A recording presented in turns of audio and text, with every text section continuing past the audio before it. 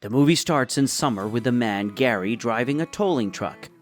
He drives the truck to the home of a lady, Maddie, in hopes of confiscating her car. Maddie works as an Uber driver, so her car is one of the most important things to her. And watching that car get confiscated is one of the worst things she could imagine. She comes out as she sees Gary trying to take her car. She defaults on her home tax and the council is seizing some of her properties, leading to her car being taken away. She tries to persuade Gary not to take her car. She ponders how to cover her taxes without a car for Uber, and her bartending job may not suffice. On the flip side, Gary is upset because she abruptly ghosted him after they'd been dating for months. He tries to get closure from her, and Maddie realizes she could save her car if she makes him feel like she is still in love. She convinces him that she had ghosted because she felt that way she loved him was too much, and she doesn't want to get hurt. She insists she loved him and she would like them to continue. Gary gets convinced and he's about to leave her car, but he sees a man coming out of Maddie's house with pants. He immediately realizes he's being used, but Maddie tries to convince him that the man is her cousin. Unfortunately, the man comes and touches her body, convincing Gary that he isn't her cousin. This gets him angry and he drives off.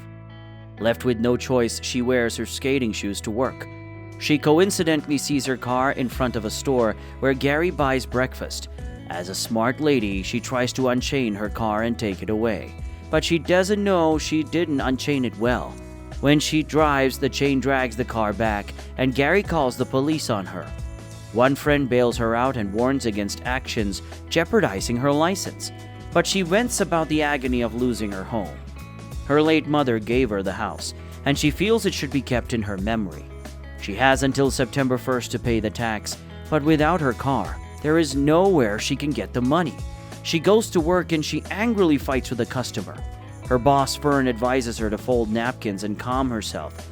So she folds napkins with her pregnant friend, Sarah, and her husband, Jim.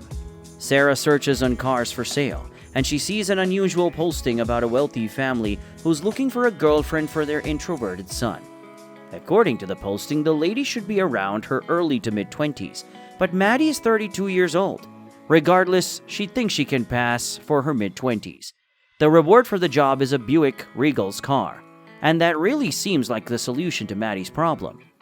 Maddie considers the job offer, wondering if she should take it or not. She knows how important the house is to her, and when she gets home, she sees her mother's picture and remembers her mother. She decides to do anything to keep the house, so she goes for the job. She meets the wealthy family, Allison and Lyard, and they tell her that their son Percy is very shy and has very low self-esteem. He is intelligent and he is to resume Princeton in the fall, but they want him to come out of his shell before college, so they need a wild lady to date him and bring him out. The interview goes well until they ask for Maddie's age. They seem unsatisfied with her age, but she persuades them she's motivated to help their son and believes a mature mind is better for bringing their son out of his shell than a younger one. Her answer seems perfect, so she gets the job. She immediately starts by going to where Percy works, at the Animal Adoption Center. She asks to adopt the most disturbing dog, and he directs her to Milo, the oldest dog in the shelter. He needs her information before giving her the dog, so he takes her to the office, where she does everything she can to seduce him and get him to look at her. But he is too much of a coward to do that. He tries to excuse himself, claiming he has an emergency. But she insists on driving him home. He follows her, but sees she's driving a van. Her van looks like those used to kidnap, so he refuses to enter and tries to take his bicycle. She refuses and puts his bicycle in her van. He keeps suspecting that she wants to kidnap him, so he tries to contact 911, but she takes his phone. She takes him to her house instead of his house, and he brings out a pepper spray and sprays her eyes. She convinces him that she means no harm. He realizes he is wrong, and he apologizes, and sets a date for them the following night. On their date, she finds out that he is a real coward. He can't drink, feels scared about everything, and asks insensitive questions. Maddie gets bored with the date, and they go for a walk. She takes him to a closed beach and starts seducing him to remove her dress. After removing all her clothes, she goes for a swim, while Percy is still stunned. Reluctantly, he joins her and they talk in the water. A few drunk teens disturb their fun by taking their clothes. Furious, Maddie comes out naked and teaches them a lesson. They are soon chased away, When Percy realizes what she has done, he claims she is behaving like she wants to eat him. Maddie claims it's for self-defense and tries to get intimate with him, but he refuses. Annoyed, she grabs both their belongings and goes to her car. Percy soon catches up demanding his belongings back, but she only gives him his clothes, not his phone. So he jumps onto her car. Maddie doesn't care and she drives around with him naked. Unfortunately, this alerts the police. Panicked, she drives over the train tracks and manages to escape. She luckily survives and takes Percy to her house. She plays music, dances for him, and asks him to smack her butt, but he kicks her. She tries to give him a lap dance, but he finds it uncomfortable, so she carries him on her leg. Due to his anxiety, rashes start appearing on his body, and she helps him treat it and starts a heart-to-heart talk about their upbringing. The two decide to have proper dates together and spend most of their time with each other doing several activities. Percy soon gets familiar with Maddie. They talk about the fact that neither has been to prom, so they agree to be each other's prom date. Maddie then talks about her struggles, which gets Percy emotional, so he requests to kiss her and she accepts. Later, Maddie is introduced to Jody, Percy's former nanny. Jody is uncomfortable about her relationship with Percy and threatens to make her suffer if she hurts him. While preparing for the prom date, Maddie gives Sarah and Jim an update about the job and how Percy is a person who likes to establish a friendship first before getting intimate. She also admits that she likes him. That day, she receives a visit from a real estate agent, Doug, who offers to sell her house before it is confiscated, but she refuses the offer. In the next scene, Percy and Maddie prepare for their date. He comes to pick her up in a limousine, and she convinces him to play the piano at the restaurant. He plays nicely and everyone claps for him. Coincidentally, a schoolmate, Natalie, arrives and comes to greet them. She invites him to a party that evening despite Maddie telling her that they have other schedules. Regardless, she drops the address and leaves.